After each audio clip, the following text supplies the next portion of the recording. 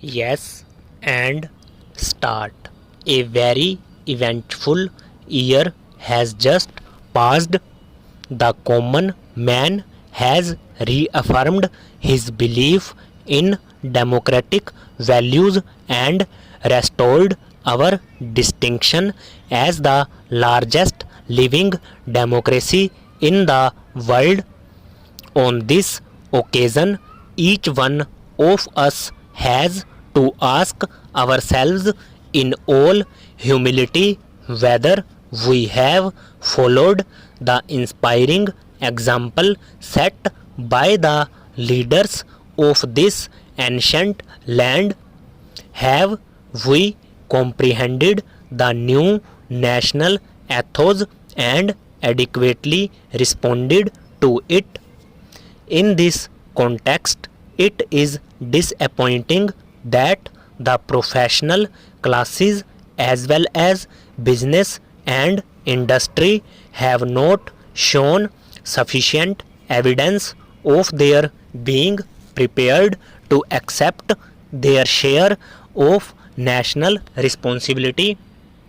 The future is unfolding itself. What are our immediate preoccupations and aspirations for the future?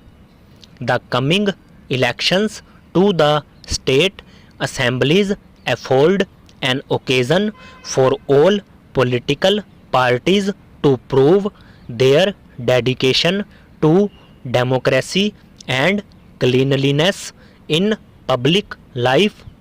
What is important is not the result but how it is achieved.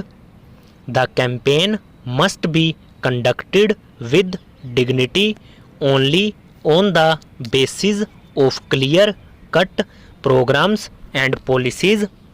Once again, our voters will have the option of choosing not their masters but their servants.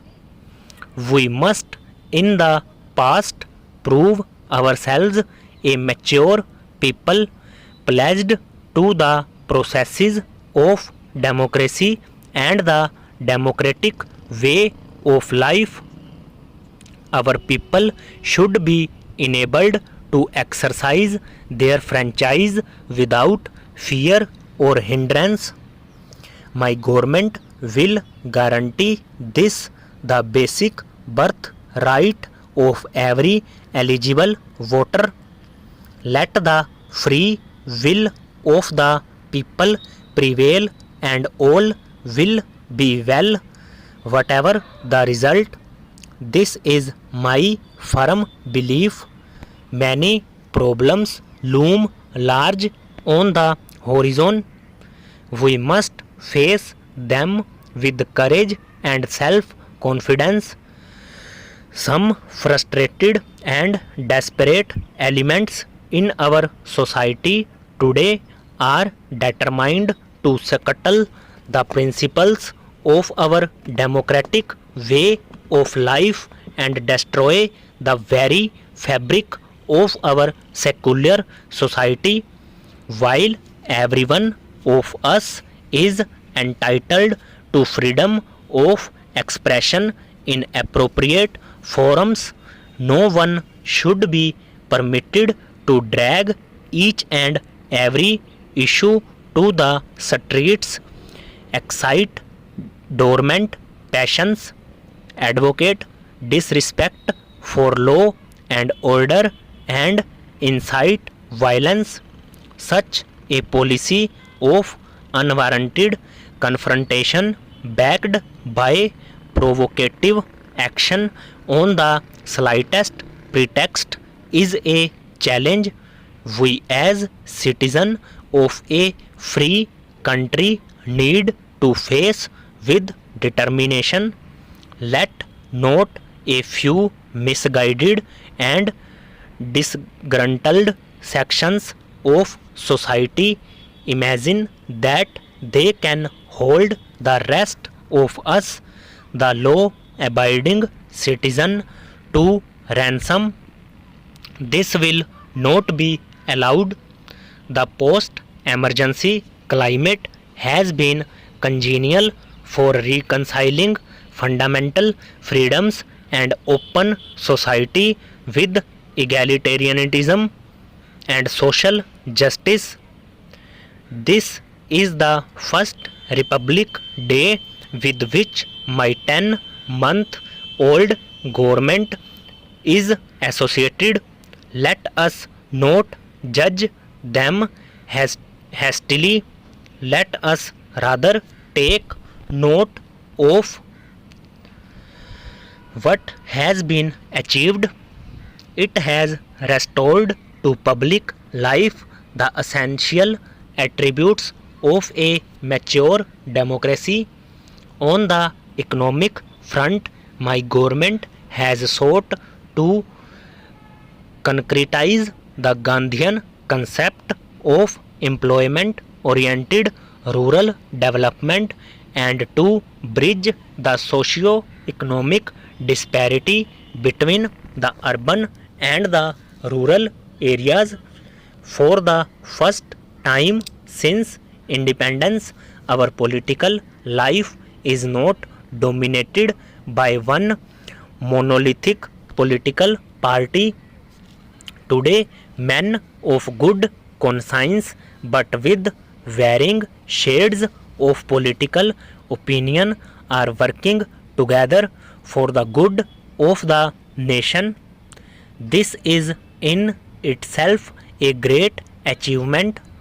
Let us not isolate and exaggerate honest differences of opinion and unwittingly perhaps undermine the principles of collective responsibility on which good government is based.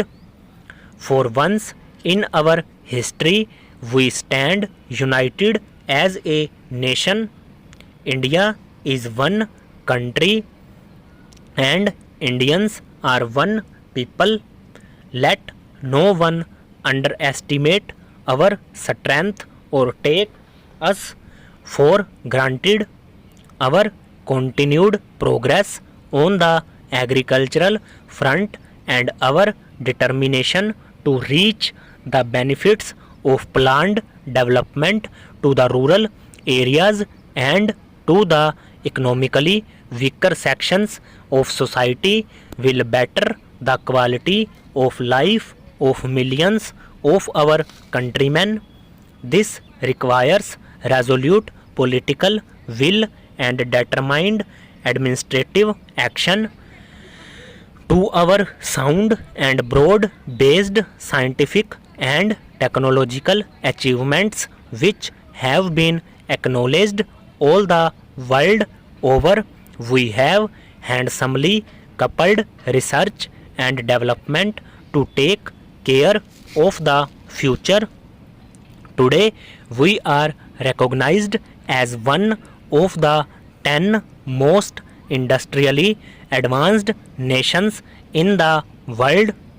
India's very significant manpower contribution to the United Nations pool of technical and administrative talent and experience is matched only by our bilateral technical assistance programs to our friends in Africa, Southeast Asia and West Asia. While we may take justifiable pride in these achievements, we must guard against complacency in thought and action. On the other hand, we must forge ahead with hard, dedicated work and the determination to succeed not only as individual but as a nation. Our administration, relieved of its recent traumatic experience, is fortunate to have firm, dynamic political leadership. The younger generation who join the various services which compose the broad spectrum of the administration are idealistic, motivated and have the capacity for hard work. Let us forge out of these qualities a result oriented instrument to implement our plans for the future and to build the India of our dreams. Now onwards, stop.